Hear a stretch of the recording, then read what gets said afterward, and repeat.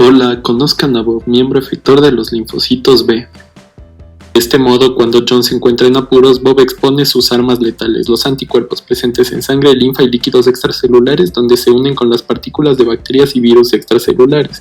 Los anticuerpos también están presentes en superficies mucosas, donde controlan las poblaciones de microorganismos comensales, así como microorganismos patógenos y los parásitos multicelulares de mayor tamaño. Pero esto no es todo, pues los anticuerpos no son inherentemente tóxicos o destructivos para los patógenos. Su principal función es unirse al patógeno, más no destruirlo. De este modo se encargan de recubrir al patógeno y llevarlo hacia los diferentes tipos de células efectoras de la fagocitosis. Pobre John, veamos a continuación lo que nos espera. De este modo, Bob ha pensado en una resolución para el problema de John y consiste en una respuesta inmunitaria primaria a la infección mediada por linfocitos B y sus anticuerpos. Para ello analizaremos las interacciones celulares y moleculares que ocurren en el tejido linfoide secundario y dan origen a los plasmocitos, que secretan grandes cantidades de anticuerpo específico del patógeno. Procederemos a analizar la formación de enlaces cruzados con su inmunoglobulina de superficie, esencial para la activación del linfocito B. El receptor del linfocito B en un linfocito B virgen pero maduro está compuesto por IgM monomérica que une antígeno y cadenas Ig-alfa expuesto en azul e Ig-beta expuesto en naranja relacionadas que traducen señales intracelulares. En esta imagen se muestra IgM uniendo antígenos repetitivos en la superficie de una bacteria.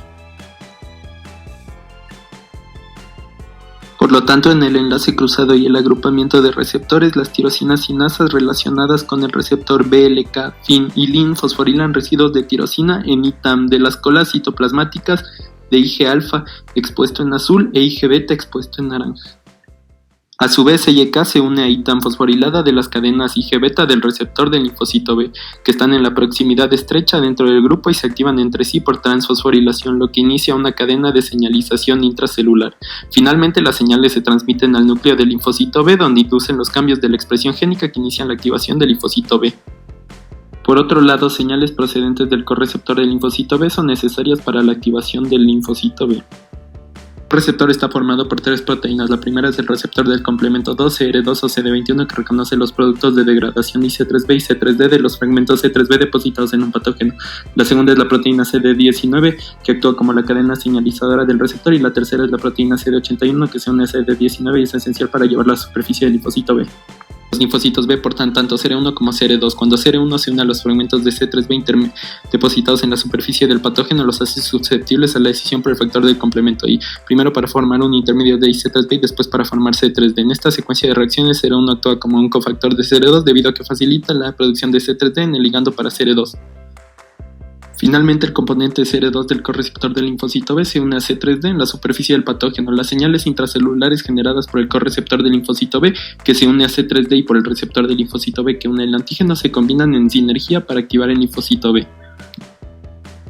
De este modo, la interacción establecida entre el receptor y el correceptor del linfocito B permite establecer un cambio en la expresión génica del núcleo a través de señalización intracelular, lo que permite la respuesta ante antígenos de superficie y antígenos solubles. Los B vírgenes buscan el antígeno específico desplegado por las FDC o células dendríticas foliculares, mientras que al mismo tiempo los linfocitos T vírgenes buscan el antígeno específico presentado por las células dendríticas. Ambos linfocitos, tanto T como B, salen de la sangre venular. Los linfocitos T activados por antígeno van a proliferar y se van a diferenciar, mientras que los linfocitos B activados por antígeno se van a mover a la región frontera. Los linfocitos B van a presentar dicho antígeno hacia los linfocitos TFH efectores, formando interacciones combinadas en las cuales se presentará CD4, LFA1 e ICAM1, que van a estabilizar dicha unión entre los linfocitos B y los linfocitos TFH. La inmunoglobulina de superficie, expresada por un centrocito individual después de la hipermutación, puede tener una afinidad variada por su antígeno. Esta puede ser mayor, menor o igual que la inmunoglobulina no mutada. Así, tenemos un linfocito B activado que, una vez que hace la hipermutación somática de regiones B de inmunoglobulinas en centroblastos de centro germinal en rápida proliferación, vamos a tener dos opciones. La primera es que tenga una superficie de baja afinidad en donde el receptor de linfocitos B no va a experimentar enlaces cruzados y no va a presentar el antígeno del linfocito TFH. Entonces el centrocito va a morir por apoptosis. Mientras, si tiene una superficie de alta afinidad, sí se va a presentar los enlaces cruzados y el antígeno al linfocito TFH cooperador. El centrocito recibe ayuda, sobrevive y se divide, y este se va a diferenciar en plasmocitos. Hola, mi nombre es linfocito B activado y acompáñame a ver mi capacidad de diferenciar. Los linfocitos T cooperadores producen ciertas citocinas que pueden ser IL-4 o IL-10 y dependiendo de qué interleuquina es producida, los linfocitos B activados por antígenos se diferenciarán en células plasmáticas o células de memoria. El primer camino que toma el linfocito B es cuando nuestro cuerpo se encuentra en plena infección y el principal objetivo de la respuesta inmune adaptativa es producir grandes cantidades de anticuerpo bajo la influencia de la interleuquina 10 para así poder combatir. El segundo camino es en las últimas fases de la respuesta inmune adaptativa. Esta, cuando ha sido exitosa, los centrocitos bajo la influencia de la interleuquina 4 se van a diferenciar en linfocitos B de memoria. Esto con el objetivo de prevenir infecciones futuras contra el mismo. El receptor FcRn transporta IgG desde el torrente sanguíneo hacia el espacio extracelular. Esto lo hace por pinocitosis y en condiciones ácidas permite que se forme el complejo. Luego lleva la inmunoglobulina a la superficie vasolateral de la célula y el pH básico induce su. Una función importante de estas inmunoglobulinas circulantes es que previene la septicemia y la propagación de microorganismos al neutralizar los que llegan a la sangre. La inmunoglobulina A dimérica es la encargada de proteger las superficies de los diversos epitelios mucosos que comunican con el ambiente externo. Sin embargo, estas inmunoglobulinas están en un lado del epitelio y sus patógenos están en el otro, por lo que deben llegar hacia ellos por transitosis, en el que la IgA se une al receptor poli-Ig y para luego ser introducido por endocitosis.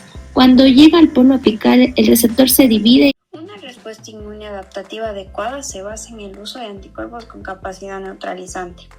Los anticuerpos IgG son los responsables de eliminar toxinas bacterianas y veneno de animales. En el caso de la difteria o el tétano, una parte de la toxina debe unirse a la célula para provocar endocitosis. Una vez dentro, otra parte de la toxina se encargará de matar a la célula. Sin embargo, la expresión de IgG evita que la célula contacte con la toxina en primera instancia. ¿Alguna vez te has preguntado cómo actúa el sistema inmune de una persona que ha sido envenenada por una araña o serpiente? Este tipo de venenos son letales para las células porque generan una respuesta más rápida que todos los linfocitos IgG trabajando al mismo tiempo. La única forma de salvarte sería mediante anticuerpos específicos para el veneno, inmunizados con anticipación en animales. Todo esto como resultado de la inmunidad pasiva. Las vías digestivas, geniturinarias y respiratorias están llenas de microbiota, la cual se encarga de su nutrición y parte de su funcionamiento. Esta maravillosa relación es posible debido a la expresión de IgA y adhesina sobre las superficies mucosas. Millones de bacterias colonizan estas regiones del cuerpo y la función de estos anticuerpos es que al contacto con una bacteria logren neutralizarlo y de esta manera controlar una población baja dentro de esta zona. En ausencia de adhesinas o anticuerpos IgA, puede existir una respuesta inflamatoria considerable, como es el caso de la faringitis, que es causada por el Streptococcus pyogenes. Los microorganismos extracelulares son controlados mediante la activación del complemento por medio de IgM. El sistema inmune utiliza señales una vez que un anticuerpo se une a su antígeno específico con el fin de reclutar más células a la batalla. IgM, al estar en contacto con un patógeno, experimenta un cambio conformacional, lo que le hace accesible a C1K activando la vía clásica del complemento que trabaja mediante proteínas C reactivas, cuyo fin es obtener una convertasa clásica que permite la fijación de C3b a la superficie del patógeno y su posterior eliminación. Por si aún tienes dudas de la diversidad y efectividad del sistema inmune, te invitamos a contactar al centro de apoyo más cercano. Para la activación del complemento se requieren al menos 2 moléculas de IgG unidas a patógenos o antígenos solubles para poder activarse. A diferencia de IgM, IgG no necesita secuestrar su sitio de unión C1Q en ausencia de antígeno, por lo que la activación del complemento va a depender de la densidad de anticuerpos unidos a la superficie bacteriana. La molécula de C1Q encuentra moléculas de IgG unidas a patógenos que estén muy cerca una de la otra para que C1Q pueda contener a ambas. Es por esto que los sitios de unión antígeno en IgG son de mayor afinidad que los de IgM, por lo tanto pueden formar inmunocomplejos estables con antígenos multivalentes solubles.